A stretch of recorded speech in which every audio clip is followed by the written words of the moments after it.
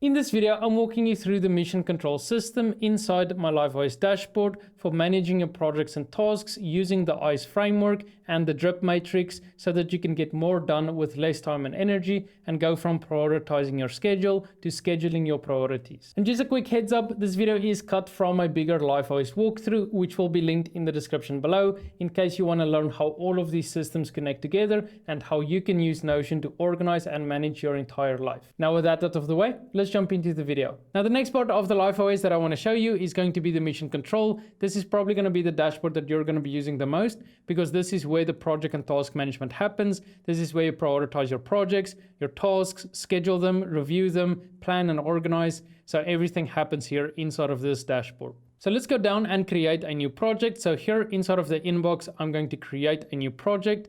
This is always going to be where you want to create the projects. Same with the tasks. You want to create them in the inbox because this is set up in such a way where if you add all of the properties and all of this information, it will disappear from the inbox and then move to the correct view based on the properties and the information that you fill in. So your job is to always make sure that your inbox is clear because that means that your tasks and your projects has been processed, it has the correct information, and that your system is up to date. Alright, so let me show you what I mean. Let's say this is our project for launching our new high ticket monthly recurring revenue offer. This is going to be linked with our 50K per month goal that we have over here. And if I click inside of this goal, you will see all of our projects here at the bottom as well. And then we can add in a timeline. So let's say we're going to work on this next week, add that in. Here on the timeline view, it is going to show. So we can also just move this around here. And this is color coded according to the status property. So here you can see we have backlog, which is projects that you've not committed to. Queued, which is upcoming. So these are going to be the next projects that you're going to be working on. Paused, this is if you're waiting for an active project to complete in order to continue with this one. And then active is just your active projects. And obviously if it's done, then it's just done. So let's say this one is a queued project.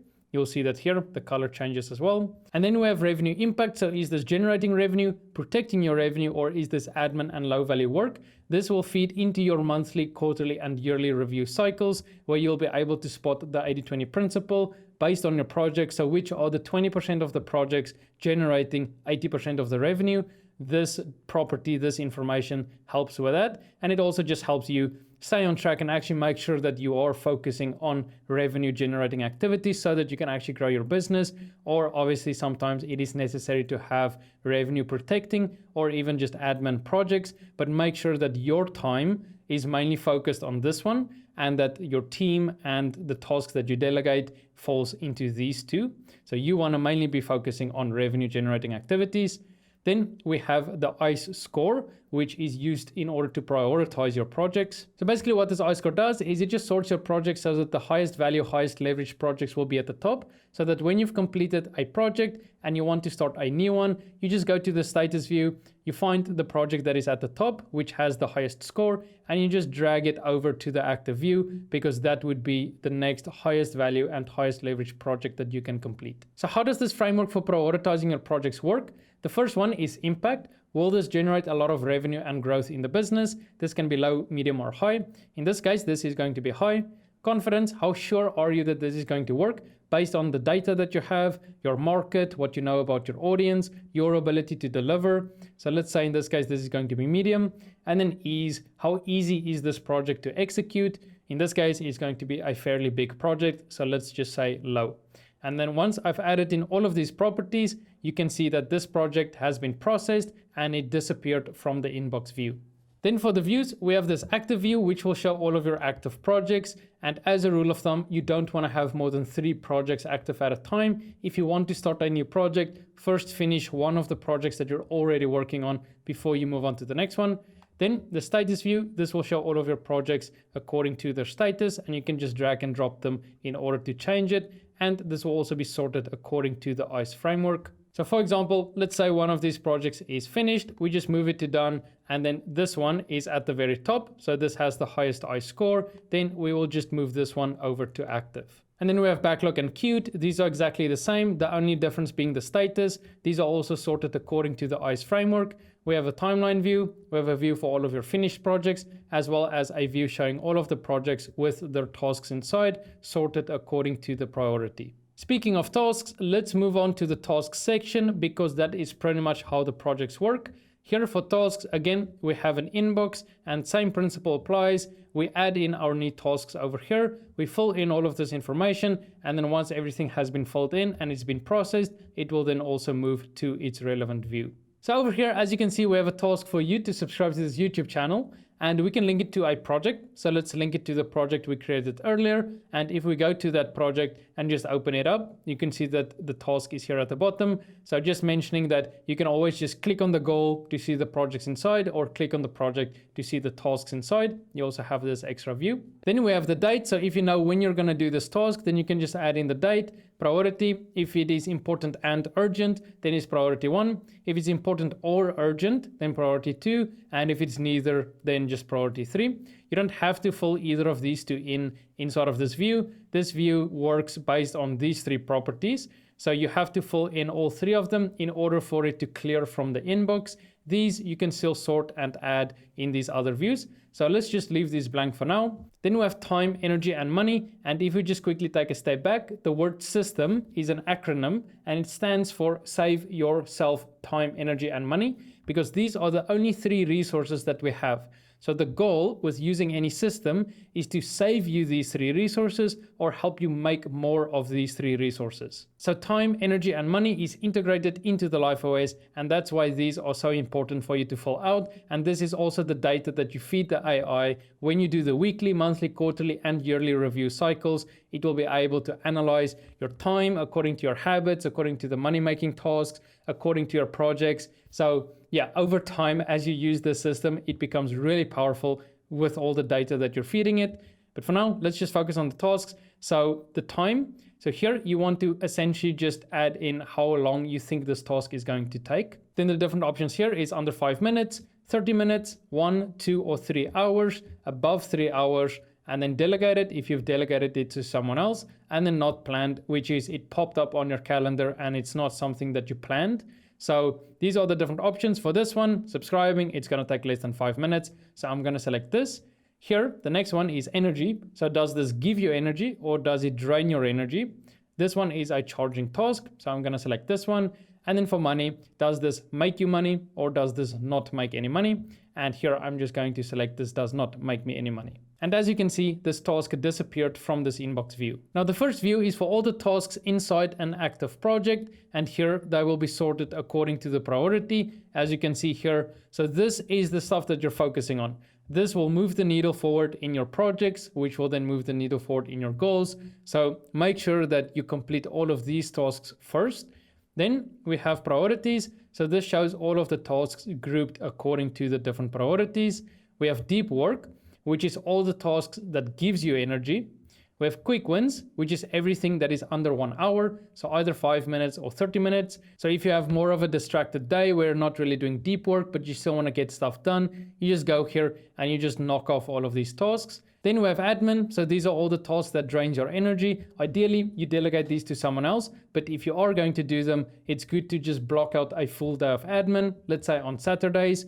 Then you just click on this view and you go through these one by one. These will also be sorted according to the time. So start with the smallest tasks first, and then you go down the list. And then this last one is money movers. So this one will show all of the tasks that actually makes money, again, sorted according to the priority and the time that it takes. So basically what we're doing with these 4 views is we're creating different context tasks based on the time, energy, and money. And with all of these, you can always change any of these properties, add in the dates, and also link the projects. Now, the next view is the drip matrix. This framework I got from Dan Martell. He has a really good book called Buy Back Your Time, which I would recommend you to read. But this is where the energy and the money properties come into play. Now, the way this works is there are 4 quadrants. The first one is delegation. So this is the D in the drip matrix. This is if a task is draining your energy and it's also not making money. These are the tasks that you want to delegate to someone else. So just hire a VA on Upwork and then just delegate all of these tasks to that person. Then the next one is replacement. So this is all the tasks that drains your energy, but it is still making money.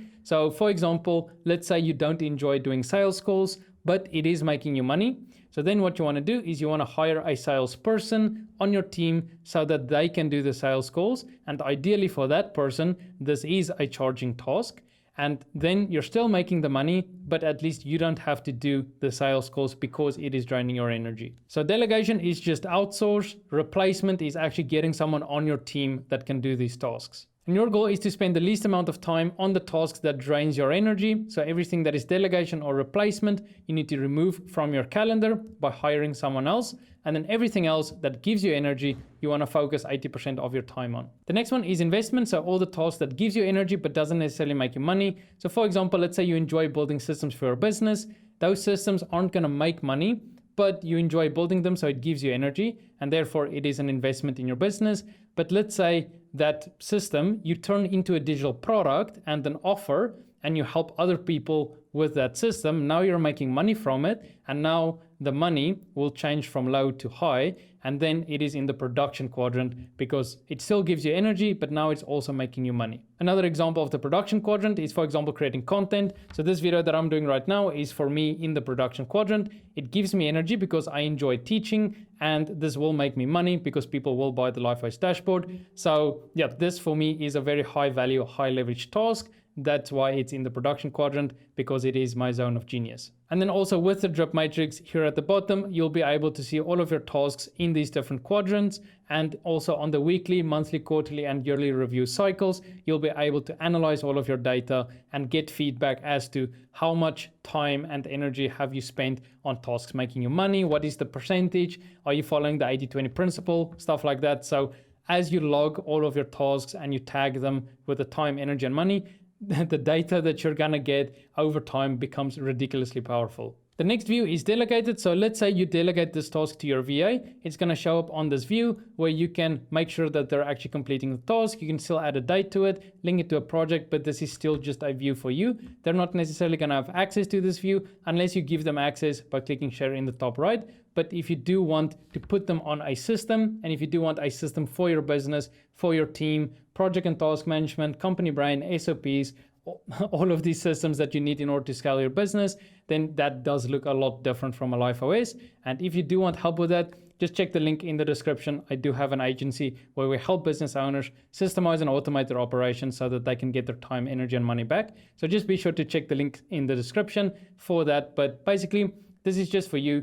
to be on top of all the tasks that you've delegated to someone else. And then the last view is just for all of your completed tasks. And then underneath, we have a calendar showing all of your weekly tasks. You can always just drag and drop these around. Click on the checkbox to mark it as complete and it will disappear. Same for the monthly calendar. So this is the same, is just on a monthly scale. And then all tasks will show all of your tasks, even if they are completed. And then obviously here at the bottom, we have the chart showing the tasks according to the drip matrix, as well as the projects according to the revenue impact. And that is pretty much how you manage your projects and tasks in the LifeOS dashboard. If you found this video useful, then be sure to give it a like, and while you're down there, make sure to check out the LifeOS dashboard. And if you want to see the full LifeOS walkthrough where I show you every single system inside of this dashboard, then click the video that's on the screen now, and I'll see you there.